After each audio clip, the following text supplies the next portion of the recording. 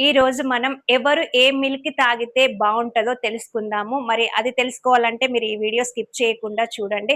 మామూలుగా మనకు ఆవు పాలు, గేదె పాలు దొరుకుతాయి గదా! మరి ఆవు పాలు ఎవలు తాగాలి అంటే ఆవు పాలల్లో ప్రోటీన్ అనేది ఎక్కువగా ఉంటది కాబట్టి లావుగా ఉన్నవాళ్ళు తాగొద్దు. కొలెస్ట్రాల్ ఎక్కువ ఉన్నవాళ్ళు ఈ ఆవు పాలు తాగొద్దు. మొటిమలు ఉన్నా గాని మామూలుగా బ్లోటింగ్ ప్రాబ్లమ్ ఉన్నా గాని ఆవు పాలనేటివి తాగొద్దు. మిగతా వాళ్ళు తాగొచ్చు.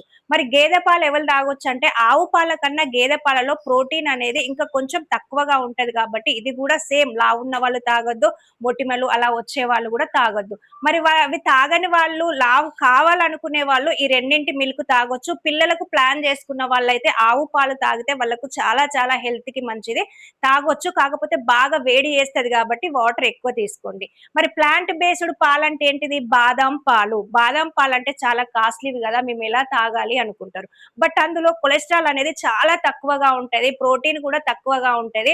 మనం వెయిట్ తగ్గడానికి అవసరమైతా ఉంటది. స్కిన్ గ్లోకి గూడా చాలా పనికొస్తది. ఒకవేళ అది మనకి కాస్ట్‌లీ అనిపిస్తే గనక కొబ్బరి పాలు మనం కొబ్బరికాయ కొడతాం గదా! కొట్టిన తర్వాత మీరు మిక్సీ పట్టి ఫిల్టర్ చేసుకోండి. కొబ్బరి పాలు చాలా మంచివి. అంతేకాదు ఓట్ మిల్క్ అనేటివి గూడా చాలా మంచివి. కాకపోతే ఇందులో ప్రోటీన్ బాదం మిల్క్ లో కన్నా తక్కువగా ఉంటది గానీ కార్బోహైడ్రేట్స్ ఎక్కువగా ఉండి ఇన్‌స్టాంట్ ఎనర్జీని ఇస్తది కాబట్టి ఓట్ మిల్క్ ను కూడా మనమే మిక్సీ బట్టి ప్రిపేర్ చేసుకోవచ్చు. పెరుగు కూడా వీటితో తయారు చేసుకోవచ్చు.